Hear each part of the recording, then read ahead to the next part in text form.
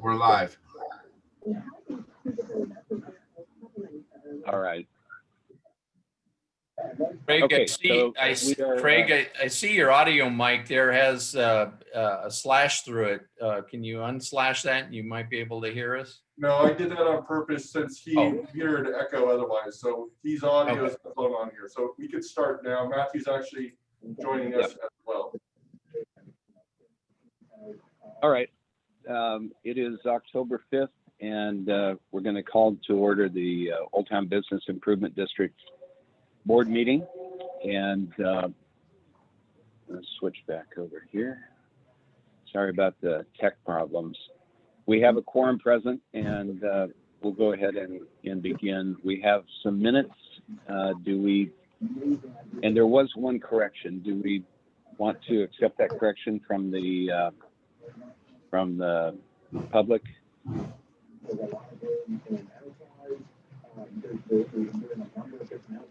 Any comment or a vote to approve? Motion to approve? I move we approve the minutes. I'll second. With the corrected, Okay. with the corrected actually correct? Yes. That's fine. All in favor? Aye. Aye. Aye. We have car show, which we're going to be talking. Well, let's go ahead and just jump right into that. So Craig Hosell is on the call as well. Eric, do you want to start this? Sure. Just because we previously had set the November 21st date as the hopeful car show, which would be the Cool Cruise, the Cruise in Laverne, basically making up for the loss of Cool Cruise back in April. But since our last meeting, the states came out with their color-coded reopening program, and based on that, while the events are not listed on that particularly, live sports are, which is probably the most equivalent, and even live sports through the yellow tier, which is the most open tier besides back to normal, still won't allow fans in stadiums. At this point, we kind of are recognizing that large events most likely aren't going to be permitted until that yellow tier, or maybe even before after it, unless there are changes to the governor's order. On top of that, even if the state does allow it, LA County Board of Supervisors have to also allow large events to occur in the county, subject to that. Based on the reopening guidelines and having to stay at each tier and meet those criteria for several weeks, I don't even think it's possible today under those guidelines to even make that date work, even if LA County was significantly lower every week to week on those Tuesday counts to be able to move into the tiers as quickly as possible. I don't even think we'd get to the yellow tier in time for the event, unfortunately. So at this point, it seems really unlikely, I think, that the event's going to be allowed to occur. And, kind of what I emailed to Craig last week or so, and wanted to get his thoughts on it too, and his reading of it, and you know, what his preference would be. So I would like to, Tim Hepburn's on the call, and Tim, just, is there anything you would want to add from the county? I know you've been in contact with them quite regularly. I think I will start questioning. I've been questioning every week, probably twice a week, and to push. And I know Eric's been involved with that too, and then Bob Rusty. It's just these numbers keep going up and down. So it's like Eric said, to get to those tiers, I don't know what we're going to do, but I will continually ask, because it is changing quickly now. They are kind of letting things opening up, obviously on that tiered approach. So I will continue, and I'll with Bob Rusty and also Eric, and let you know where we're at. But we've got direct contact to the County Supervisor Barker's office. So, and she's been real good about communicating and things like that. So. Okay. Craig, you want to weigh in on this? Things aren't looking too positive right now. Yeah, I need to say it again, because I contacted the county health department, and they wouldn't. This was a month ago or so, and they wouldn't authorize events or festivals or whatever. But I said, well, if we have a peaceful car protest against the gas tax, would you allow that? Without hesitation, she said, well, we can't stop peaceful protests. Those are okay. And so There's our angle. it's totally, it's all in the classification of what you're calling it, But again, I would ask, I need probably 2.5 weeks, 2 weeks at the very least to order shirts and awards and, everything. And I would ask that we don't cancel it today, that we go till, November 2nd. And if it's still, if Tim's conversations are still, not giving approval or whatever, then we reschedule it to the Cool Cruise in 2021, which would be April 3rd. I move that we table it, Craig, till November 2nd and hold out hope that there is some change in the county guidelines that would allow us to venture into a peaceful car show protest. This last weekend, I went to 2 car shows, and there are car shows all over town. I mean, they're in shopping centers, they're in restaurant parking lots. The one I went to is in Anaheim, off the 91 freeway at Canyon RV Park. And they had 2 different shows. They had a van show at one end of the campground and a car show at the other end of the campground. And I asked the owner when I drove in, I said, how are you doing this? And she goes, private property, and the promoters of both events said, they would have people wearing masks and doing all the, social stuff. I mean, none of that was happening, but, every event, every car show that's happening is on private property in these shopping centers. And I guess as long as the management company approves it or doesn't mind, then so be it, but because the state facility, LA County Fairgrounds, the Orange County Fairgrounds, the city events on the streets and whatever, there's just a reluctance to have them. Yeah. Chris has a motion on the table for to postpone any further discussion until November 2nd. Do we have a second on that? I'll second. Okay. Any further discussion right now? It's just that same holding pattern, and maybe this next month will really make a difference. If things are going to start going back up, this is probably the month it's going to start happening, I would think. So let's call the question. All in favor of, I'm sorry, go ahead. And the one thing I, keep emphasizing is that the people that come to our event are not nose to nose. They're walking 10 feet away from the next person usually. And the cars, when they're parked, the people behind them are 10 to 12 feet apart from each other. If they put chairs right behind their cars, they're 10 feet away from the next person with a car, so, and the wearing of masks, everybody's pretty understanding if that was a requirement, but there's a pent up hunger right now, for a car show. I'm sorry, go ahead. I have a friend who's a vendor at events like this, and he told me yesterday that Ontario is doing an event. It's the police and fire, I don't know, associations or departments are doing something fairly soon at Ontario City Hall, but that's San Bernardino County. It's a car show event. So LA County is just a tough one. Let's go ahead and call, what was that, Tim? I saw a tail whipping through. That's a dog. I just, before you do that, I just emailed Sandra Marvella with the county. So we'll see. As Eric said, though, the fair's shut down. Everything's been shut down. It's just not looking good, but it'd be nice if we had a little glimmer of hope somewhere. Yeah. All right. All in favor of holding off the decision for 1 month to the 2nd of November, say aye. Aye. Aye. Any opposed?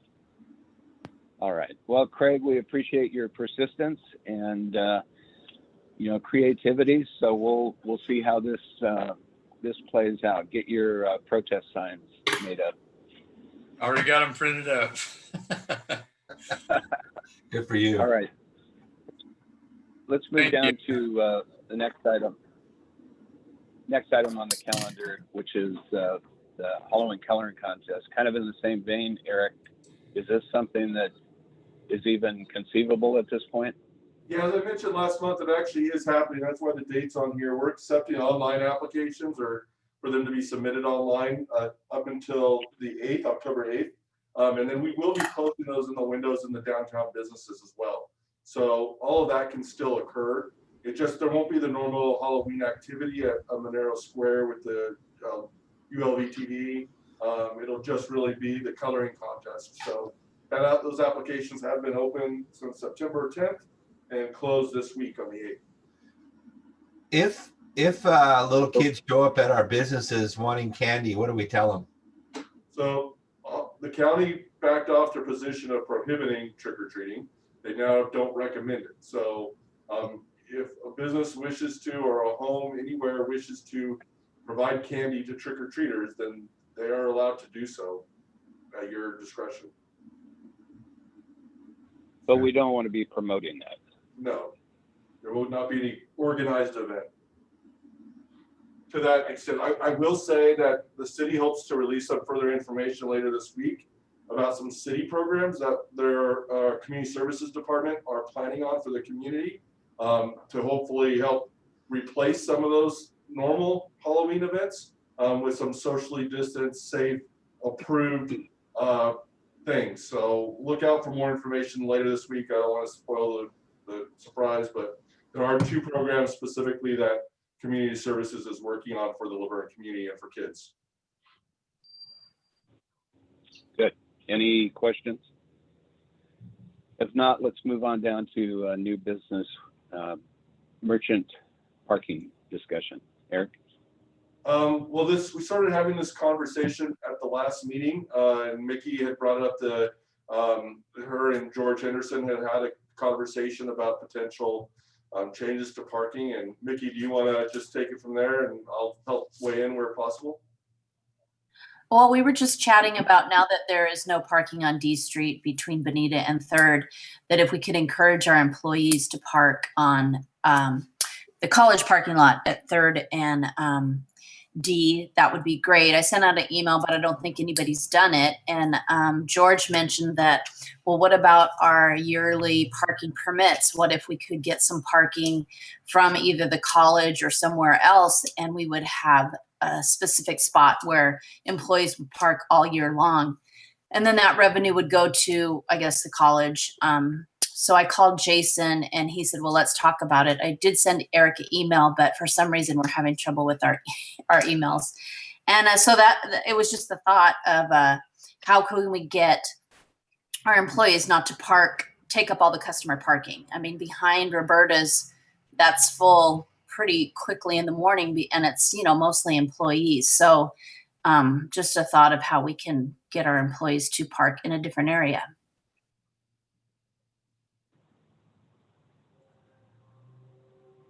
Eric, has anything other than what Mickey outlined been discussed?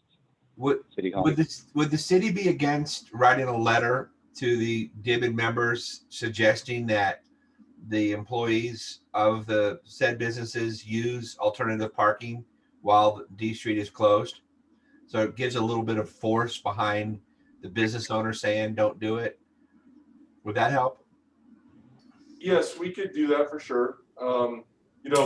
Traditionally, Craig, Chris, you've known we've talked about parking in downtown for over a decade probably, and primarily prior to the university building the parking structure, there were some real struggles with parking around the Old Town area. And we had that parking analysis done by an outside consultant that looked at it. We made some changes to the time limitations. We added some 3-hour parking on the perimeter where the merchant parking permits were expanded to. I went back and looked at that study and what we went to council with after that study was completed. In that first phase, the consultant actually recommended taking the merchant parking passes, no longer making them valid in those 90-minute parking spaces in the parking lots behind public safety and back behind Roberta's, and only allow it in the 3 hours on the perimeter of Old Town. Again, this was before the parking structure was constructed, but we knew that it was in the works. So the council at that time decided not to fully go forward with that recommendation, but to expand the merchant parking to also allow it in those 3-hour parking spaces on the perimeter. So you know, and as well as I do, that human nature is to park as close to where you're going all the time, whether you're a customer or you're a business owner or employee, and that's what we have, right? And so always encourage the business owners to have their employees park in the perimeter lots, to open those spaces up closest to the businesses for customers. And you know, I think I definitely agree with Mickey that the parking lot behind Roberta's is usually full by 8:30 a.m. and usually doesn't really relax. It's usually always full. So and it's a smaller lot. We have more spaces back behind public safety. What I would suggest, I mean, right now it'd be a hard time for me to recommend that you make changes to the downtown parking, just because we're in a weird state with the university not currently having students on campus, with D Street being closed. Making changes now doesn't really make sense to me, but I think it's a good point to continue to watch and think about alternatives.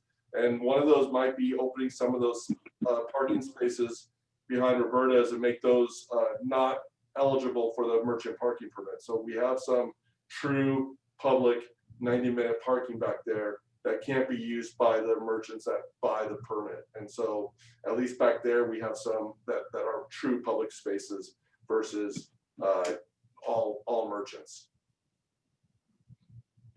Well, there's no shortage of parking right now. It's just a matter of where they're parking. And Eric, we still have the agreement with the Church of the Brethren as well, right? For their lot during the day. And then the university lot. So I would agree with Chris that if the city could send a letter, advising people, I think part of what's happened is after the structure got built, it took off some of the pressure, and people just, thought, oh, all these spaces are open now, I'll park closer. But we need to remind them where they can park and why it's beneficial to their business to do so for the customers. And, I would support getting rid of the merchant parking behind Roberta's, but what do you guys think? Well, I think we need to do something. I mean, it's difficult now for people to find parking because of the situation with the street being closed. So I know there's also, Marianne said there's always parking along Bonita, kind of by her building in the parking lot that's behind the police department. I mean, temporarily people could park there as well.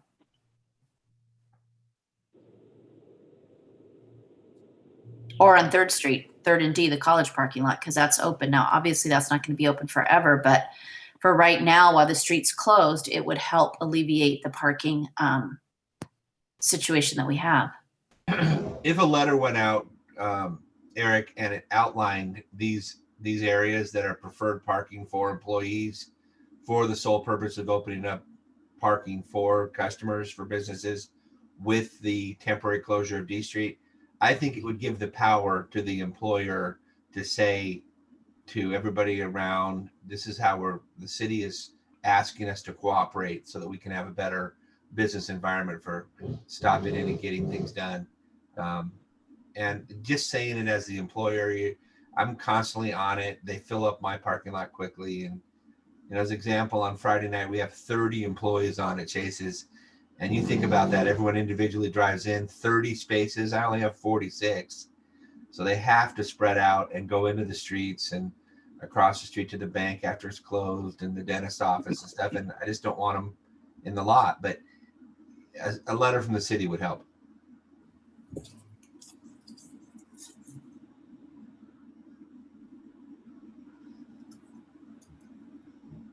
I agree. Any other questions or comments?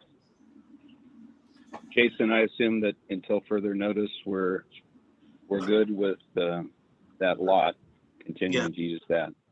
Yes, and in fact, we're good for the fall, and we'll be an announcement here shortly about the winter term that will be remaining remote until February at least. So The lot So, on Eric? the new lot, Jason, real quickly, I think it's called Lot C. That's on Bonita that was just newly paved in this last year. oh, that's lot F, yeah. Lot F. Is that available, or are they patrolling that for ticketing if someone parked in there? We can allow parking there as well. That If helps. no one ever parks in there. It's a half a block from downtown, or a block maybe, and it's a beautiful lot that's wide open, and it looks like, there's no reason why you couldn't park there and walk down to Mickey's, and so on. It's that available and it's that free right there. So I don't know if we maybe in the letter, Eric, you could comment on that as well, if the university agreed. Sure, but Jason, do you agree? Yeah, yes. There's no need for us to have parking because nobody is on site. Just a handful of us are reporting. Okay, lot F as well as lot E. We will encourage employees, business owners and employees to park in these periphery lots, so that way we free up the spaces closest to the businesses. Thank you. All right, that would be great. Next item is upcoming events, and we've already talked about Michelle? 2 of those. Is there any additional events? I know we've got our holiday open house and other activities. Is there anything, Mickey, you want to talk about that? Well, I don't know that we just have to wait to see if we can do it, right? Good morning. Right. And as I said earlier on the car show, it doesn't appear that the state guidelines or the county will allow for such events to occur at this time that far out, right? We're only about 2 months away. And Right. so right now it doesn't look likely. So I don't know how much Nikki, I don't know if you guys were gonna be sending out the postcard again or what the lead time is on any of the expenses that are associated with that event, where you basically have to have a drop dead date like Craig did for the car show. Well, we usually send it out 2 weeks before the first Saturday of December. So we would need to know pretty soon. But I think whether we have the holiday stroll or not, I think we should probably send out some kind of postcard for the holidays for all the downtown businesses, but it might not include the holiday stroll. Right. Do you have We're in people that interested in advertising on the November card, Mickey? I'm sorry, I didn't hear that. Do you have businesses interested in advertising on the card to cover the cost? Well, we had 4 on the back side, which normally the DIBID would pay for the front side, but that was going to be for the community yard sale. Obviously that happened on Saturday, so I don't know if the chamber will still be in on it, but I'm sure if it's closer to the holidays, we could probably get somebody else to be part of it. Exactly, would be interested probably. I talked to Dory and they'd be interested in having up forth. And we're Yeah, I don't going to think be we'll have having trouble. a short association meeting right after this to talk specifically about the postcard and expenses. If there's no other comments on that, let's move on to the next item, which is anticipated board changes. Chris, you want to take this? Yeah, I'm still owner of Chase's and well into the spring, it looks like now, of 2021. So I've been willing to serve on the board, obviously remotely through Zoom. I will be back in the winter for probably a couple months, but I'm good to go through the January meeting, let's say, and then I'd like to probably take a step down after that. I'm encouraging Dory to become a member, but there's a lot on her plate running the place. So I'm not pushing that, but it looks like I could be on the board through January, and then after that, I'll step down. Okay. There's two, as I see it, there's two parts here.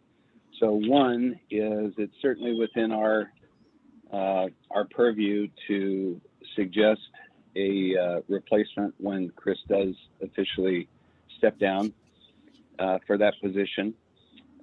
We do have an alternate that Matt has served for several years as the alternate, which would, I think would be a natural person to fill the regular board position. But we can make a recommendation to the city council. It is the council's decision. I think it's worked well having Matt as the alternate, having an alternate. And so I would like to see us ask the city to appoint a new alternate at that time, which will take a little bit of time because they will probably want to seek applications. So at this point, if we want to get that ball rolling, if you think that end of January or after January is the likely date, Chris, I think we could start the process. Yeah. Yeah, that'd be fine. I'm okay with that.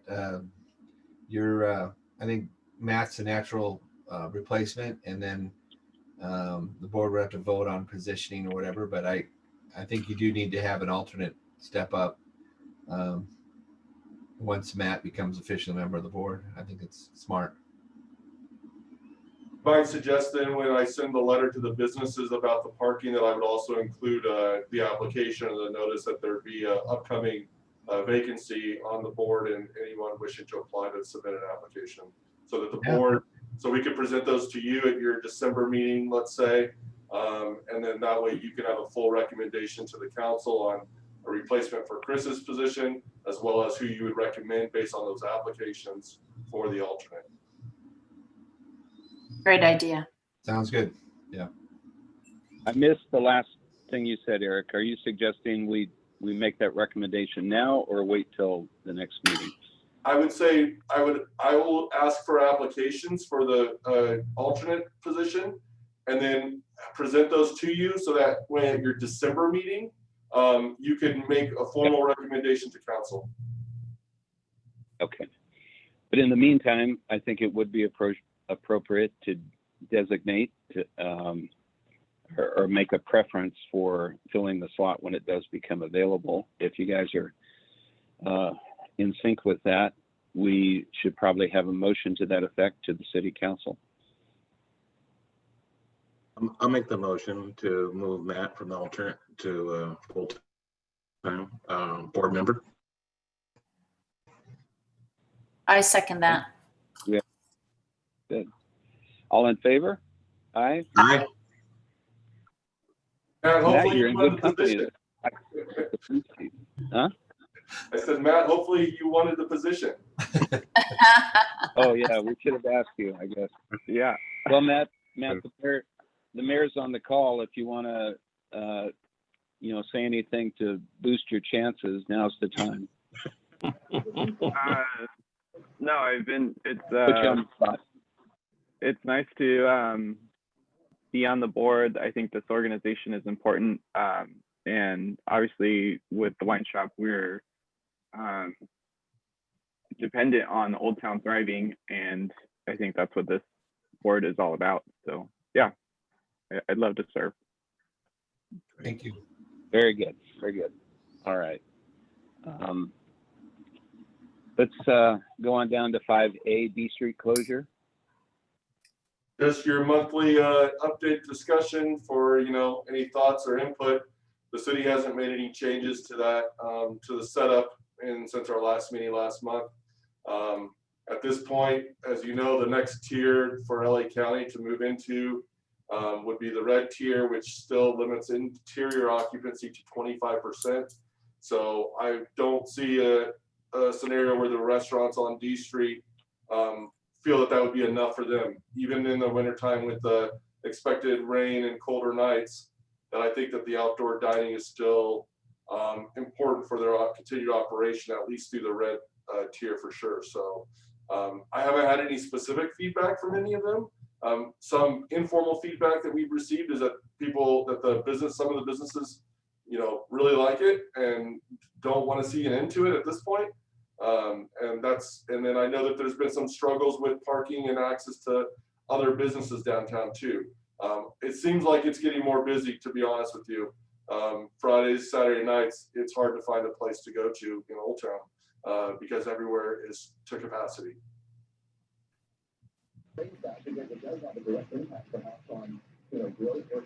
Mickey, you want to say anything about this? Well, I mean, for me, I'm hoping the street opens, but I'm being a team player because the restaurants need that. We just got to get our government to, do what we want to see. So Tim, can I ask, how does the city perceive the red zone, if it were, for that Newsom put out, with 25% capacity in the next step? Let's say that were to happen the next month as it gets colder, would the city still be interested in having the street closed, or is that the impetus to reopen? Well, this is on a personal note. Even when we were talking to Catherine Barger and her staff, and when they first originally did it, when they had shut down, then opened, and then shut down again, that 50 to 60% is the magic number for restaurants to survive on inside dining. That 25%, as you know, Chris, you're very fortunate with Chase's being so much outside dining, but you have a large footprint inside. And not only that, with 25%, this is my personal opinion, you have to bring in staff to service the inside and the outside. So I just don't see personally, and I'll talk to Bob Rusty about it and also with Eric, but 25%, it needs to be 50 or 60% to really, that would, possibly open up D Street again, because you have inside dining but it is very popular. I'm telling you right now, I have nothing but positive comments, and I do understand Mickey with the issue with shopping and stuff, but I'll tell you, we got people coming from all around the areas between Glendora, between Claremont, between San Dimas and Upland. People are coming into our community to eat because we're open, and that's a wonderful thing. But in answer to your question, Chris, I don't know, that 25% that's not enough to work, I don't think, personally, But again, we'll work on that with the county and see where they go, because they keep changing their mind anyway. They keep changing their mind on how they're going to do things and what's approved, what's not approved, and they scale back, scale forward. It's like crazy. They'd make up their mind, like Mickey said. I don't think they know. What is the next color after red that goes to 50%, Eric? Orange. So maybe orange at 50%, then the street would open? I mean, it would be better, but I again, you've got so many people that are I think here's the issue. Once you open up the restaurants outside, people feel safer outside because they have open air. You're not trapped inside of an area where COVID's been an issue. So that's another issue you got to think about. So, I mean, it'd be nice to have it open-ended. I know you guys have to see what's going on, but it also depends on the weather. Like Eric said, if we have a really, rainy winter, we're going to be in trouble because, you're not protected outside at all. So, yeah. Gosh, I think it's one day at a time, guys and girls. I think this is just, reinventing the wheel every day, especially with these releases from the governor and also from the city, and trying to get through this. But 50% would be better. But again, you have people that are afraid of going inside, and who knows if we have an uptick, Yeah. I would agree that 25% doesn't seem like, I think it would kill the people that are now enjoying some really good business. Eric, thinking ahead to the cooler and rainier months, would they be allowed to have heaters outside, more elaborate tenting with sidewalls? Like what would the city be willing to approve in the street? There's definitely complications with that. Our fire department and your deputy fire marshal is very involved with those.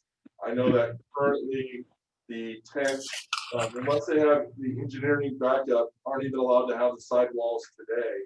So, and I think a lot of those, unless they have the flame retardant certificates that they've been treated, aren't allowed to have heaters underneath them. It's really the commercial tents is where those are sometimes allowed for.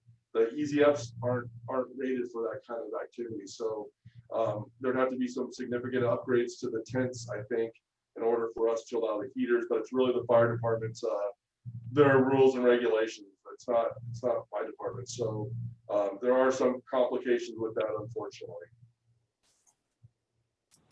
So that's something that is being worked on now. So we won't end up with starts raining and everybody is scrambling.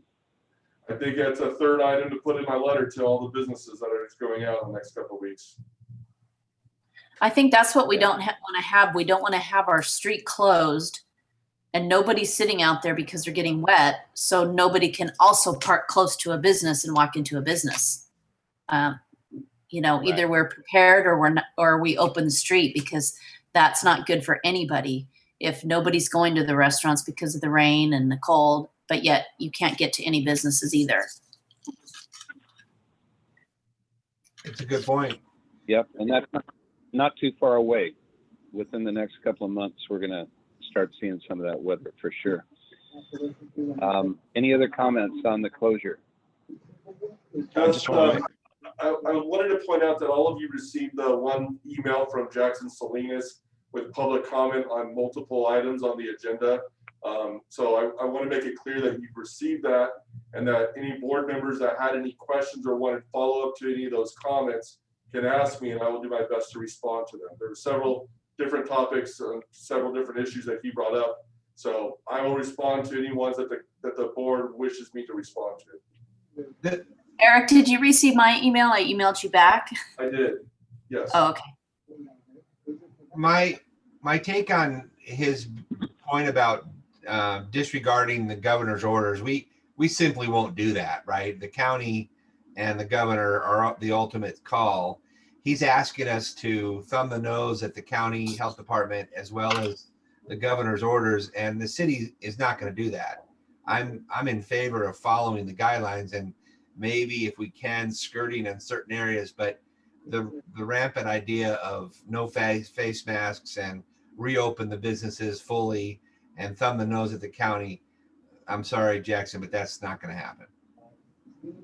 Well, you also have a president that has COVID right now too, so it is real. So there you go. I mean, let's face it. It's always great to have comments like that, but you know what? We're doing a very good job following the guidelines. The restaurants are doing really well as far as following the guidelines. And that's a very good point, Mickey. And Eric, you're going to put that in there because it's time to really start thinking about it, because our weather is going to change pretty drastically in the next month or so, with October being our, the end of the, and October, and then November hits and it's like, uh-oh, we're in trouble. So I think it's something we need to talk about with the fire marshal, with our new fire chief, and figuring out what we can do and can't do, and start switching that stuff now. Be prepared. There was one other comment that was made by in the letter about, well, there were two other ones. One concerning the street closure. I think we just addressed that adequately. It'll continue for the time being. The other one, Eric, the Old Town Business District is a subgroup of the city of Laverne. We're appointed by the city. Can you comment on this group's ability to do anything that relates to candidates for office? Right, so this is a non-political board. You do not endorse or support one candidate or another for any seat or office. The only real involvement this board has is typically hosting the city council forum. Thank you. When we have an election year, to allow all people running for office to have a time to state their positions on things. But the board doesn't take any formal action on any political issues. And so we wouldn't recommend that you do. Okay. And we're still in the same situation with having events, inviting people for events. So that's the other consideration. Any other comments relating to that public input? If not, we'll go to committee reports. Anything else, Eric? Not for the city, but Leah did give me her update for the chamber. That the Laverne and San Dimas chambers will be hosting the Bonita Unified School District's Candidates Forum on Laverne TV, YouTube, on Tuesday, October 20th at 6 p.m. live. I'm assuming it's also going to be available after the event to be able to watch later. And that the first Taste of Laverne Restaurant Week will be held Wednesday, October 21st through Sunday, October 25th. So participating restaurants will have specials for that. This is really the replacement for the normal Taste of Laverne event, obviously, which is unable to happen now. So the chambers come out with the Laverne Restaurant Week, where residents and community people and people outside Laverne even can go to participating restaurants and have special deals during those days. Posters are going to be available for businesses to display in their windows by the end of next week. Good. Jason, university. Yes, we're still teaching remotely. We don't have any plans on coming back until spring, but even that is something that it might be questionable. We are working closely with the county, getting guidance. They tell us that they don't want to talk about reopening until after Thanksgiving. So everything is pretty much on hold until after Thanksgiving, and then we can start talking about steps to reopen. Of course, open up a university is quite different than businesses. We have to get to a more secure level before we can do so. So we called the ball and said, hey, we're going to keep our winter term remote.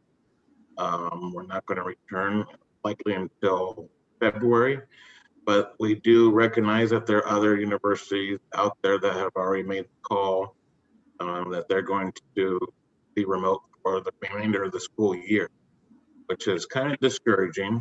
We hope that's not the case. I'd love to be back on campus sooner than later, but we do recognize that there probably will be a delay in rolling out the vaccine when it does become available for everybody. So timing is going to be of the essence. And we're just going to monitor it and make the decisions as they come. Do you know of other universities in your sphere that are having scheduling online or in-person class teaching? There's a few that have some limited classes.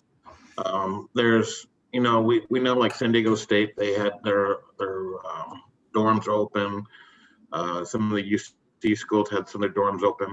We actually opened up our dorms to some of the students that have housing insecurities, that they had no other place to go. So we want to make sure that they're safe. That's about 140 students for us, which is about 14% occupied. So they all have single rooms. They all have their own restroom, and we're getting through this as best we can. We don't have any incidents of any COVID cases, so we're looking pretty good. We have a very thorough program in place for reporting and contact tracing. So we're looking good. The students seem to be behaving well. Nobody's doing anything that's outside the bubble. You just, so I think we're in good shape, but we're just monitoring others, universities and the challenges that they're facing. It's tough.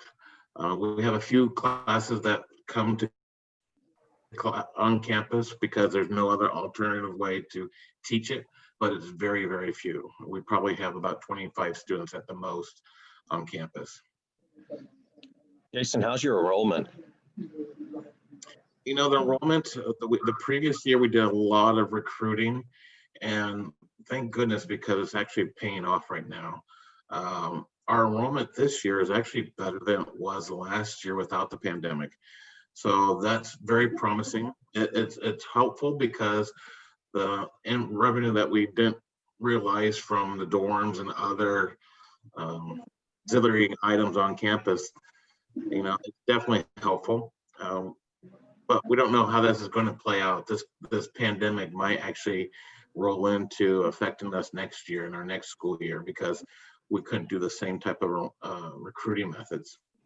So we might see this drag out for a few years as we try to catch up and restabilize, but we're managing. We're holding well. All right. Thank you, Jason. Mickey, anything additional on marketing or social media? And we'll be talking about the card shortly. Okay. I would just encourage everybody, whoever does their social media for them, or whether it's you, to definitely try to like everybody's posts. I go through our feed, and it seems like everybody likes their own post, but I feel like we're a team. And I think it would be nice if everybody tried to like everybody's post. It's not that hard. It takes a couple minutes. So, it just makes us feel more like a team when we're all trying to help each other. So that's the only thing. And also I would encourage your, if it's you or if it's an employee that's doing your post, if you're doing a story, to tag Old Town, because it makes it very easy for me to just click add to story. I know that 3rd Street Wine does that all the time, and also Lordsburg.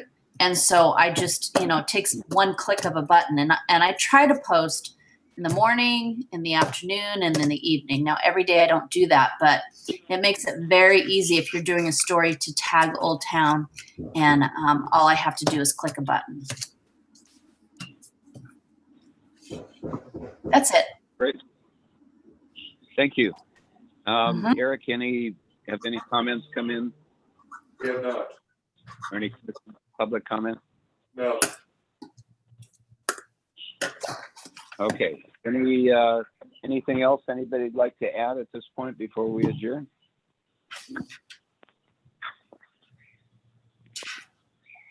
If not, then we will adjourn. Tim, thanks for joining us. And we'll come back in about 10 minutes. I just want to, I'm sorry, a real quick comment. I just want to thank everybody for providing our residents and our outside residents to keep that downtown business going. And I know that people are making sacrifices. I know, Mickey, it's different not being a restaurant, but it is so appreciative from the residents. I don't know if I hear it once or twice or 10 times a day. Oh my gosh, it's wonderful. So thank you guys very much. It does make a difference. And when this is, if and when it's over, I think you'll see a lasting supply of people coming to our downtown to enjoy what you guys have for them. So thank you very much. Thank you. Great. All right. With that, we will stand adjourned and see you guys back in about 10 minutes. Thank you. Bye. Bye. All right.